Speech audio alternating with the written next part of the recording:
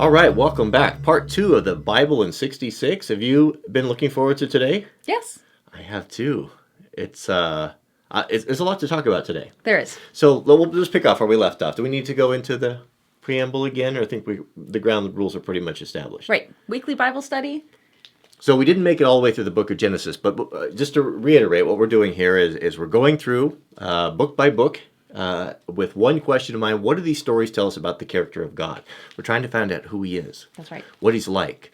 And the best way to learn about someone is not what they tell you about themselves, but about their actions. What do they do? Watching someone over a long period of time, you get to know. You get to know the good from the bad. Working with someone for a long period of time, you learn not what they say about themselves, but how they interact and how they treat people.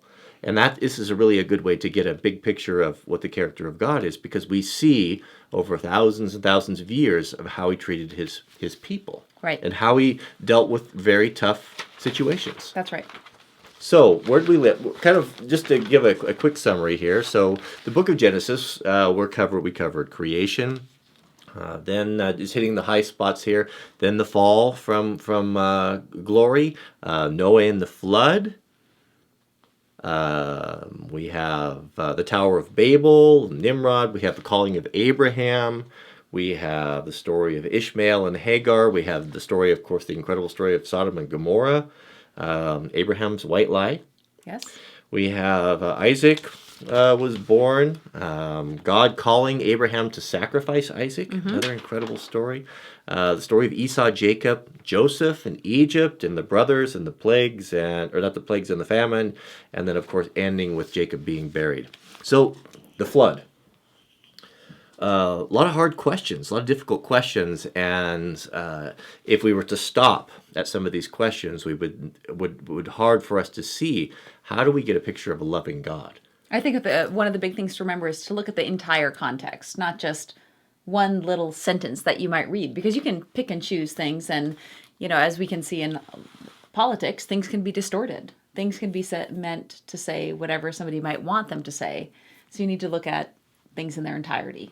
Context is key, and our mantra throughout all of this is when we come to a difficult story, we have something that doesn't make sense or doesn't portray God in a very positive light. Read on. Yeah. Read on, and we'll let the Bible explain it. Once we have a bigger picture, we'll understand maybe a little bit better why God did the things that he did, why he had to make the decisions that he had made. So, touching on the flood. So here we have a story. We have God making the promise that the world has become so evil and so corrupt, and the Bible doesn't actually go into a lot of the details of really how wicked that it was. If we start reading of what some of the pagan rites were and what was done and the sacrificing of children, it was dark times. Very dark. Dark times. And so, interesting thing. So, does God know what we're going to do before we do it? Presumably. Because we have a good example here. So, he knew. He had how many arks did he ask Noah to build? One. Okay, so how many people was he foreseeing that there were only going to be 8 people that got on the boat? Yes. That doesn't mean that not everybody who should have gotten on the boat actually made it onto the boat, but he could see that was going to be big enough. So, they're not the same thing. So the folks that got on the boat, were they better than everyone else? They were not better, but many of them lived perhaps a more righteous life. They got on the boat. They got on the boat. Those we find out later that that some of them weren't all that they weren't what I would say friends of God or good saints. Right. Well, and maybe some of the people who wanted to get it on the boat, they didn't make it in time, or they were hindered by somebody else not letting them get on the boat, like a child. A perfect example. A child or someone who's disabled. They couldn't make it to the boat. They wanted to get on the boat. They believed. The story. We don't know. I mean, was there a 12-year-old girl that came up and said, "Daddy, I really want to get on the boat. Will you take me on the boat?" Do some people, or is it wrong for us to assume that all of those people that were destroyed in the flood will be lost and will not be in the kingdom with God? We cannot presume that. We cannot presume that. Does God have the ability to take life and to give it?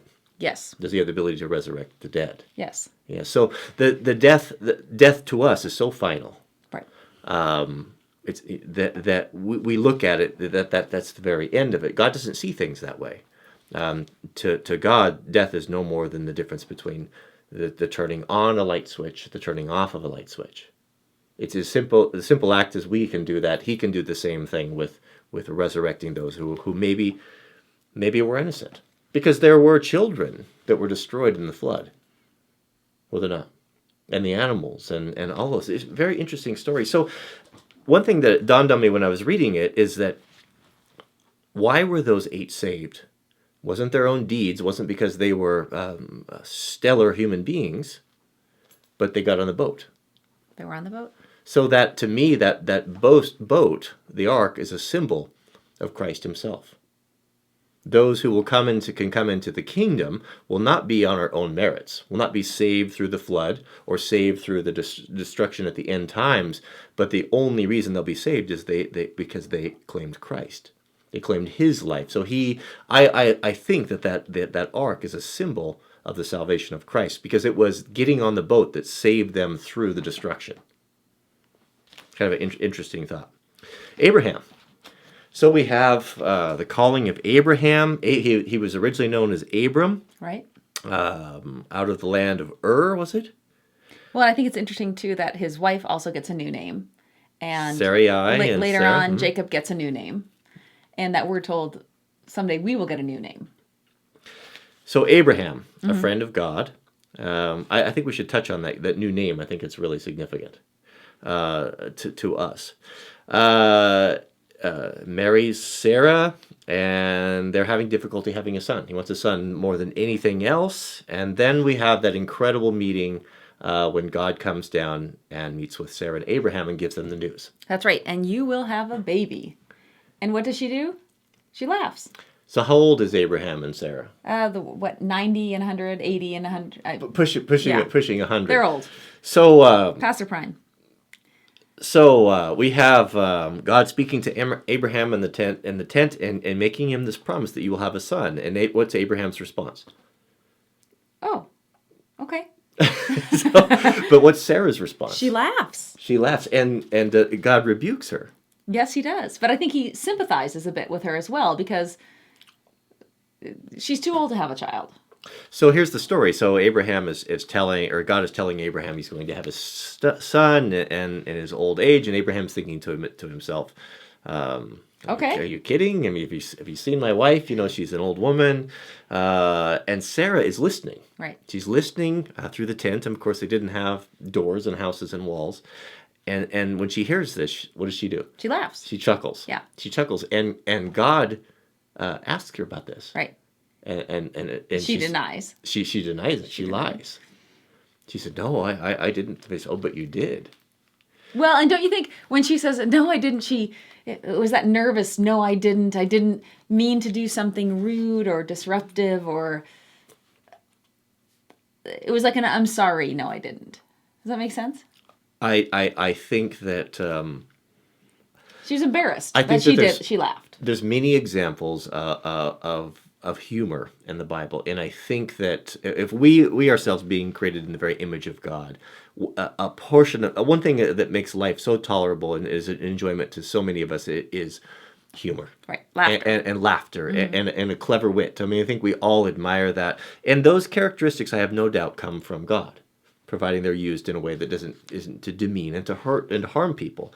And there's many examples of, as the British would call it, a little bit of cheek that God uses when he's interacting with people. And I think this is a pretty good example. Do you think that God was angry with Sarah for laughing? No. But he did point it out. He did point it out. And I like the fact that their son's name, Isaac, is laughter. Is laughter. Right. So, I mean... born out of laughter. Yeah. Yeah. Mm-hmm. I think that this story is not unlike Christ meeting, remember the woman at the well? Mm-hmm. And he's talking to her, and he asks her for a drink, and they're bantering. They're having this banter back and forth, and this woman is a bit of she's kind of a bit of a hot spark, and she, being a Samaritan, has a bit of a chip on her shoulder, and she's bantering back and forth with Christ, and she has a bit of cheek, and so does he. He does. And so, how many wives or how many husbands? And he goes, and we all know the story. He goes, right. He goes on to say, well. are you married? And what did she say? I'm not. I said, well, yeah, in that you're saying the truth because you're not married, and the one you're with is not. You're not married, and all of that, and I think that shows such a human side to God. I like it. Yeah. I like it that it's not just this angry, stern schoolmaster that many would have us to believe, but it is where our humanity comes from. Right.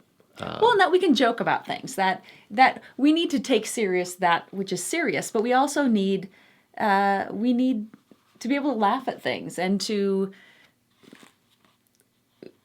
we need to enjoy ourselves. That's missing in many of the Christian church. Well, we have noticed, I'm sure you have noticed, there are people that have been sitting in the pews for a long time, and they're very gloomy. Yeah. And they don't look at Christianity as bringing freedom from sin and from bondage and a joy, but a heavy burden of rules that has been laid upon them. Right. And that is contrary to the scripture, and it is contrary to the teachings of Christ, because it's a sad existence for someone like that the only reason that they're not going out and they're stealing or committing sexual immorality or they're getting drunk is because they're worried of the consequences of the punishment of breaking the rules. Right. Rather than saying, look at all these things that we can do that are wonderful, that are fun, that are let's have a good time, and all that is a positive choice. We go back to servant. We talked last week about it, about the relationship. Do you have a servant relationship with God, or do you have a friendship relationship with God, like Moses and Abraham had? So a servant, they see heavy rules laid upon them, and they fear the only reason why they don't break them, and the only reason why they don't do things is not because that they're convicted in their hearts that it's the right thing to do. They're not even in agreement with God that it's the right thing to do, but they simply refrain from doing it because they're afraid of the punishment. Yes. Is that freedom? No. Whereas, as we grow up and hopefully we get beyond that point, there may be rules levied upon us from the teachings and from the commandments. When we first see them, we think that this is an undue or a heavy burden placed upon us.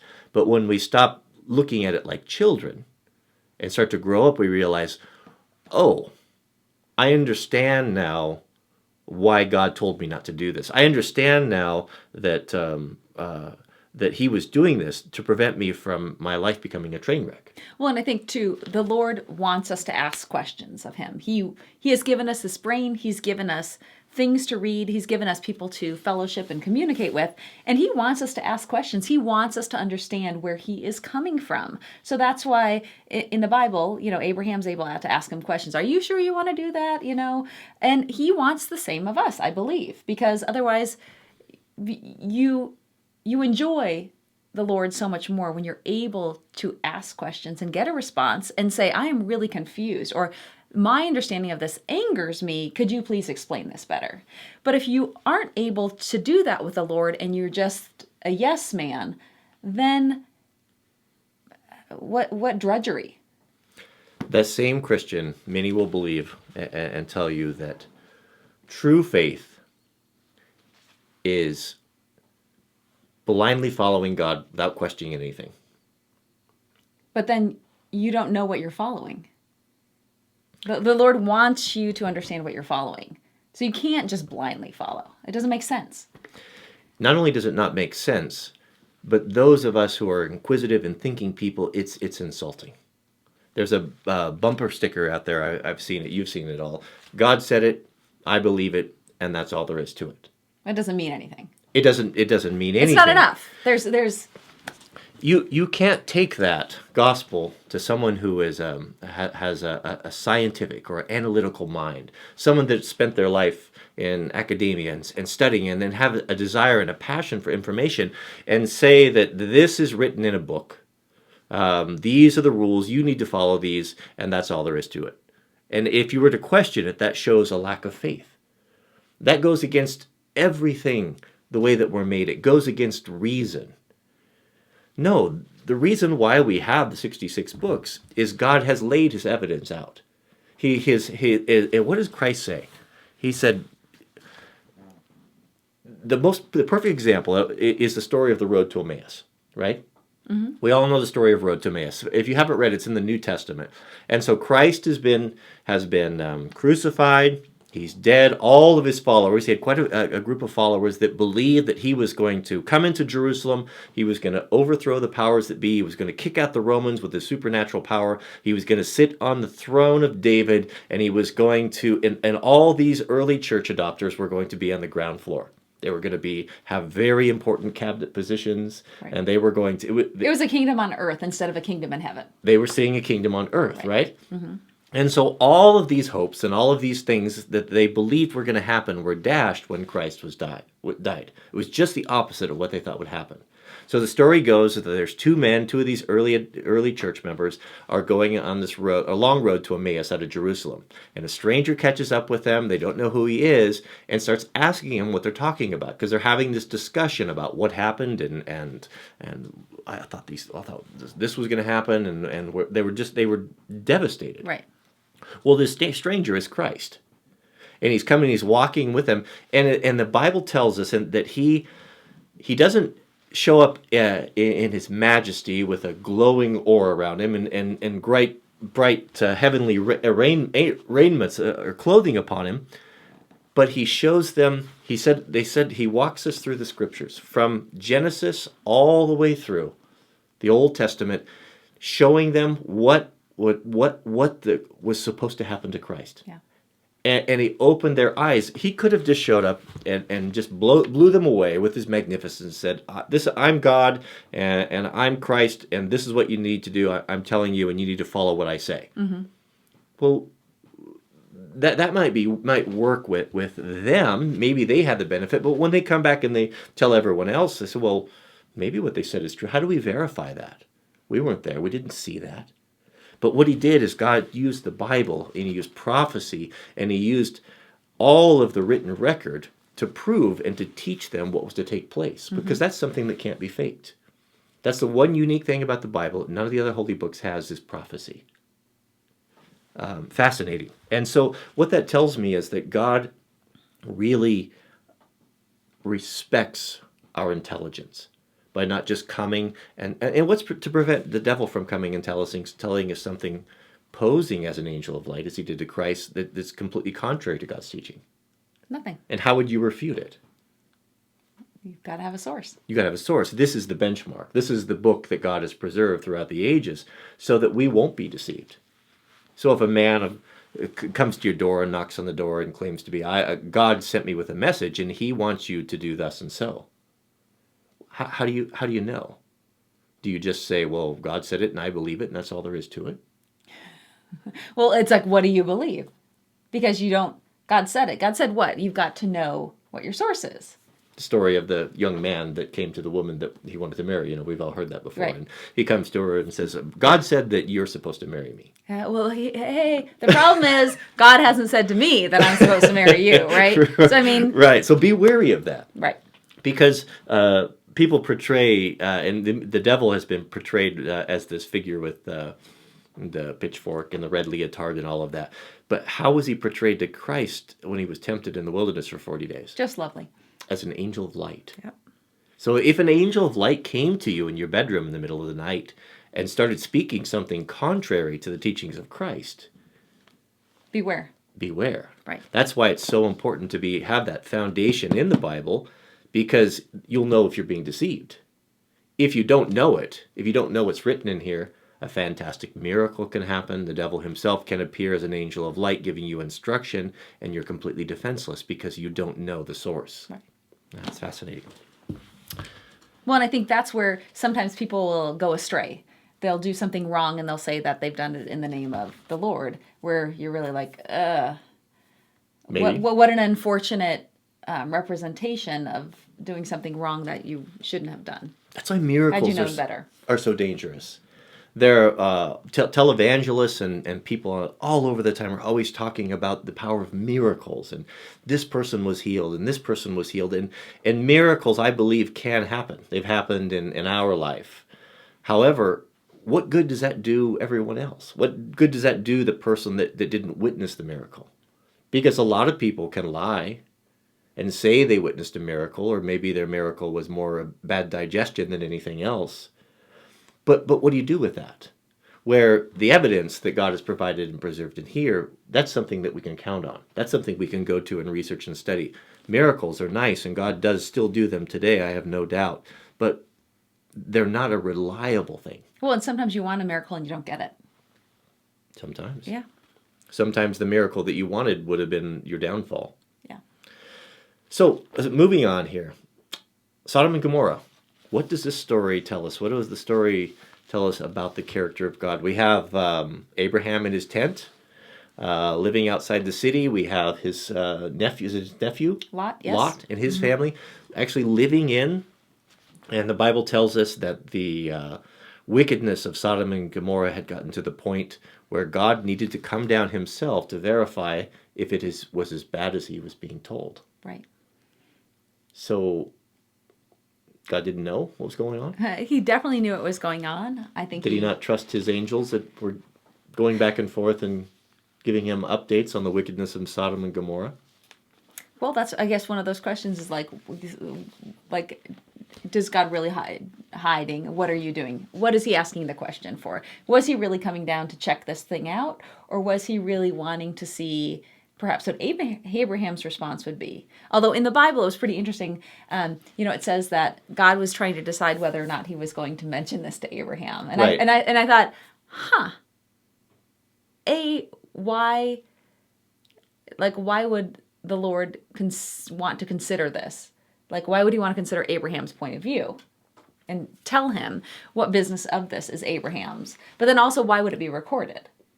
Like, there's so many things that are not recorded. Like, why was very, this very precious real estate? Right, yeah. And so, why was this right. important enough to put in there? But one that he would consider his friend Abraham's point of view, I guess.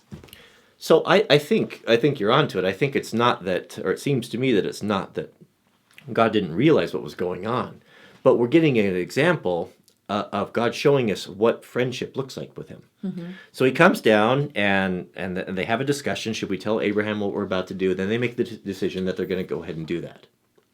So Abraham is a friend of God, the Bible tells us. Right. And we see a perfect example of what a friendship with God looks like, what the relationship God would have us to be versus a trembling servant. Yes. So God says, okay, the wickedness of Sodom has come to me. I'm going to do this. And so Abraham says, whatever you say, God, who am I to question your inscrutable ways? Is that what he says? God, I would like you to reconsider. What if there were 50 righteous in that town? Would you still destroy that even though there's righteous there? And he says, no. And then we go down the 30, right. The 20, the 10, and the 5. Right. So we have, which is extraordinary, we have Abraham having a dialogue, very respectful. Right. He wants to make sure, I don't want to come off as irreverent. But is this, what does it say about God? When Abraham says, maybe you should reconsider, I'm paraphrasing here, maybe you shouldn't do this, does God say, I can't believe your irreverence, who are you to question me? I'm the Almighty God and I'm perfect in all my ways and you're going to tell me what to do? Is that how God responded? No, he was delightful. He wasn't delightful, but he wanted to hear what Abraham had to say and why. And he took it into consideration and he said, okay, I'll do it. Fascinating. Yeah. I think that tells us a great deal that God considered his friend Abraham and allowed him to have that conversation. Well, and sometimes I wonder, frequently I think when the Lord is asking a question, he wants to see how we are responding. So his saying, I'm going to do this, made Abraham stop to think about his own thoughts about this town and what is in the best interest of humanity or himself or his nephew who's still living there and his family, what to do. So it's a question for Abraham to consider his own morality and not just God's reputation. So there's more than one purpose, I suspect, in this. So the decision has been made, and God says, if I find 5 righteous, I will not destroy the city. And the the two destroying angels go in to the town square, and then we know the story, and they reside with Lot's. I don't know if we need to get into this. You brought up a good question though. So you had some difficulties with the mob is coming to the door. Right. There's two strangers that are in town, and so wicked was the population of that town that the word spread that these two strangers had come in and that they were spending the night at Lot's house. They came in with pitchforks and whatever, and were about to break the door down and to drag these two men out and to rape them publicly in the square. And then we have the dialogue with Lot back and forth, and the story I think that gave you some trouble was Lot offers his two daughters to this mob. Right. And Lot doesn't offer himself. He offers his two daughters. Lot is an older man at this time. Were they interested in the daughters? No. So was it the right thing to do for Lot to offer his daughters?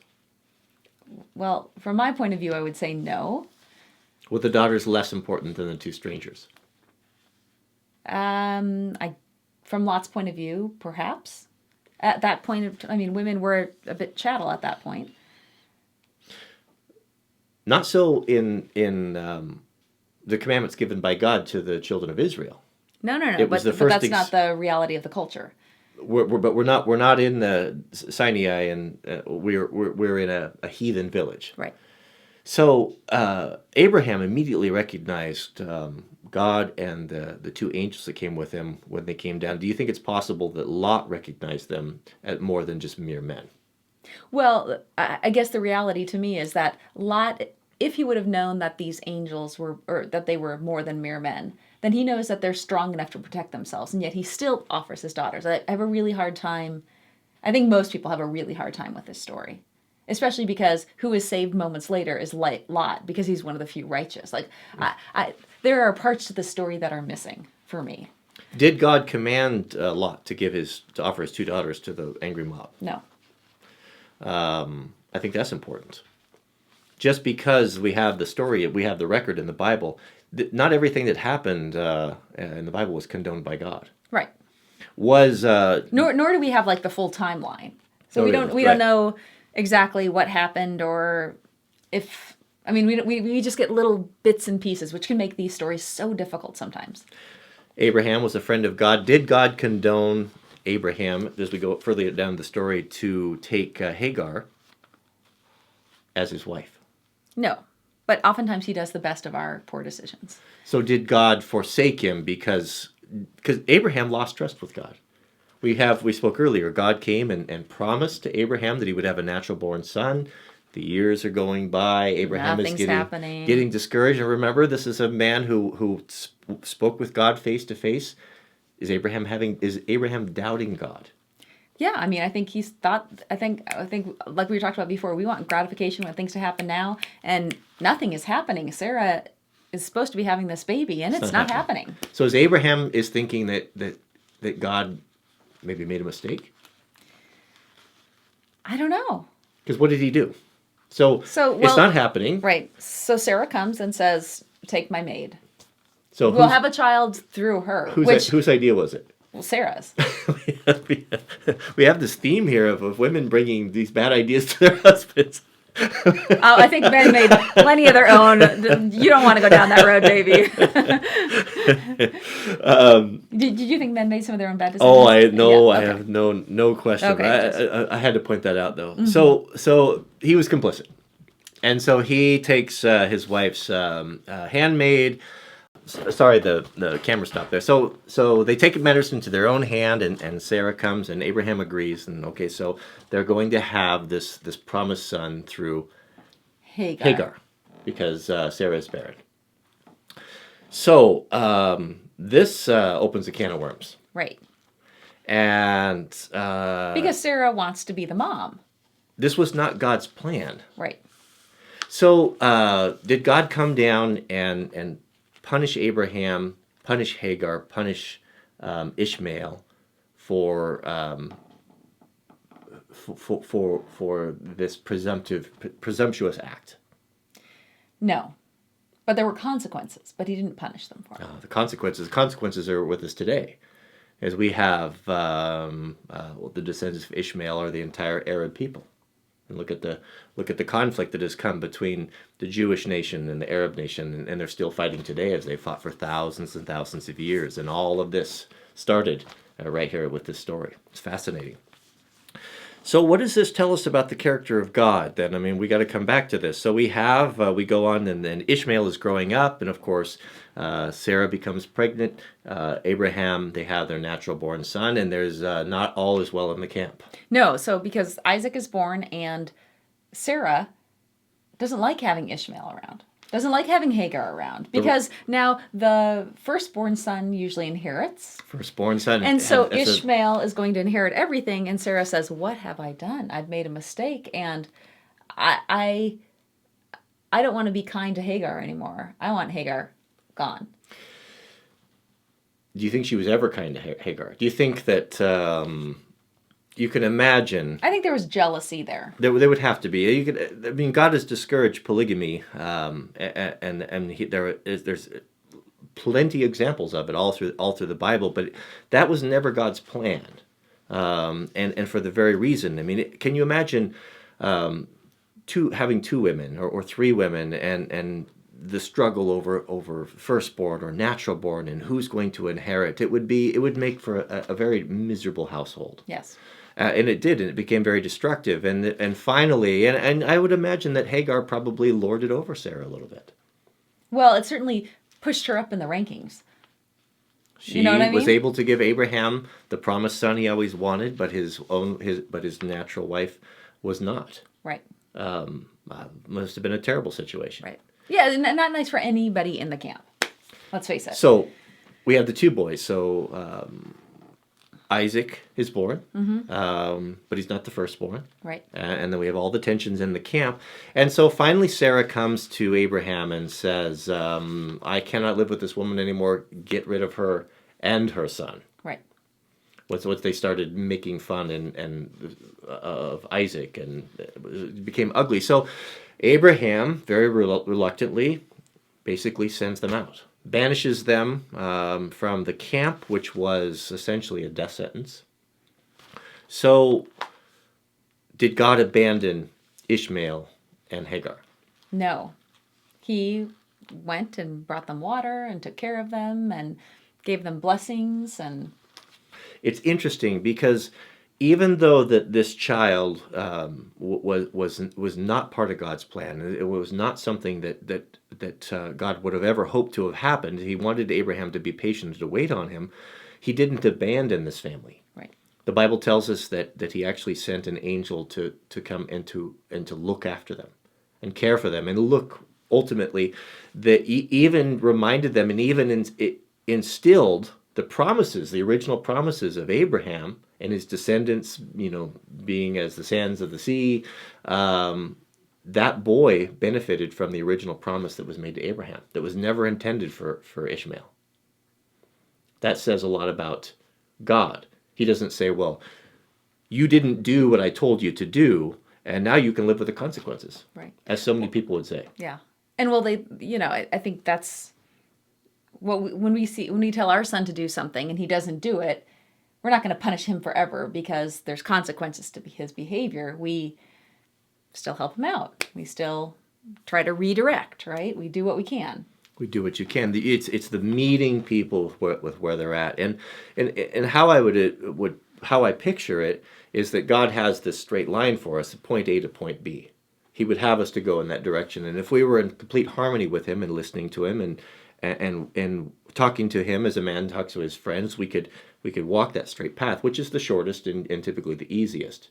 But we wander, and we go over here, and it's God bringing us back and bringing us back. But just because we wander off that path doesn't mean He washes His hands of us. Right. And says, I told them.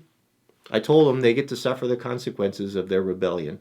Well, and I think the interesting thing is not only do we veer off the path, but others' behavior can veer off. If I do something and it affects you, then you might veer off the path for a while because of my behavior.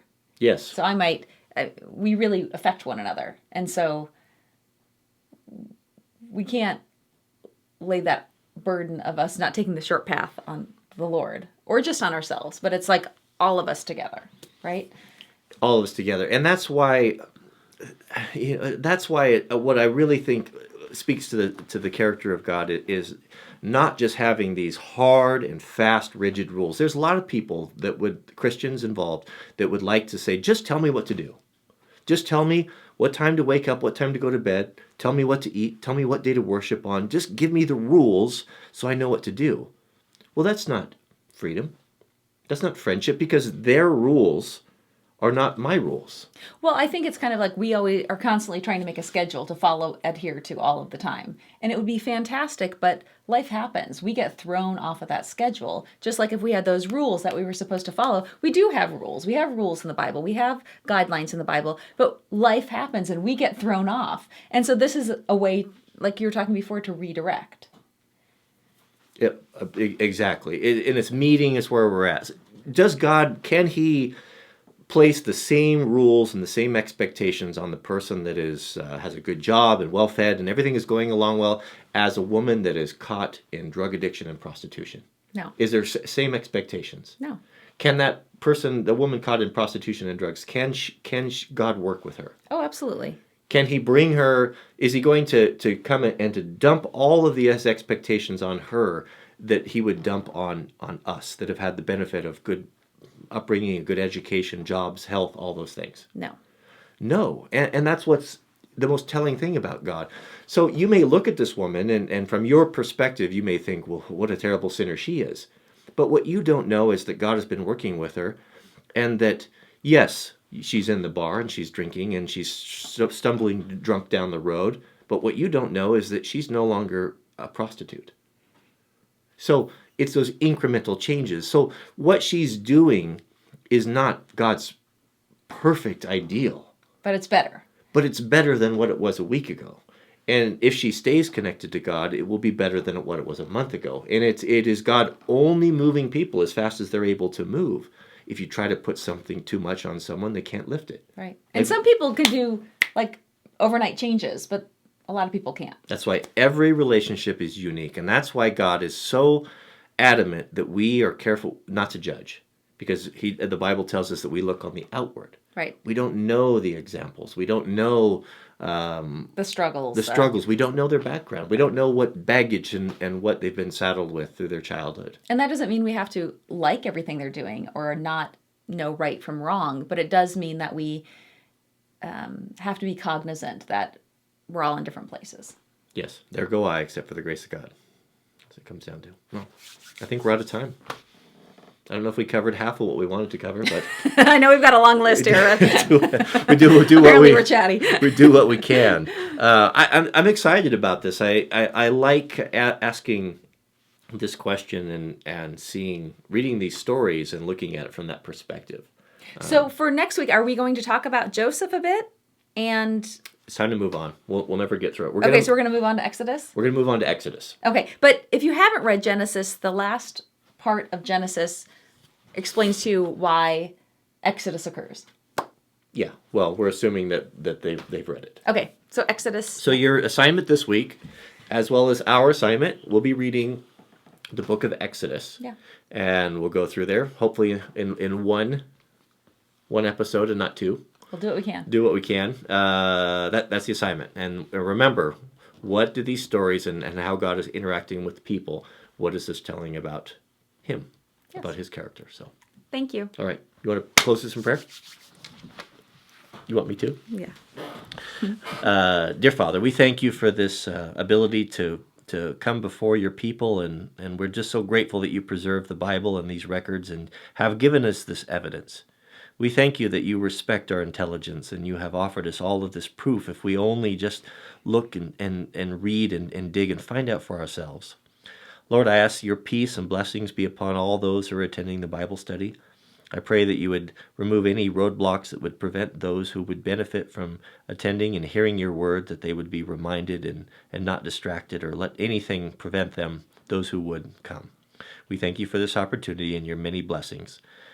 I offer these thanks and blessings in Jesus' name. Amen.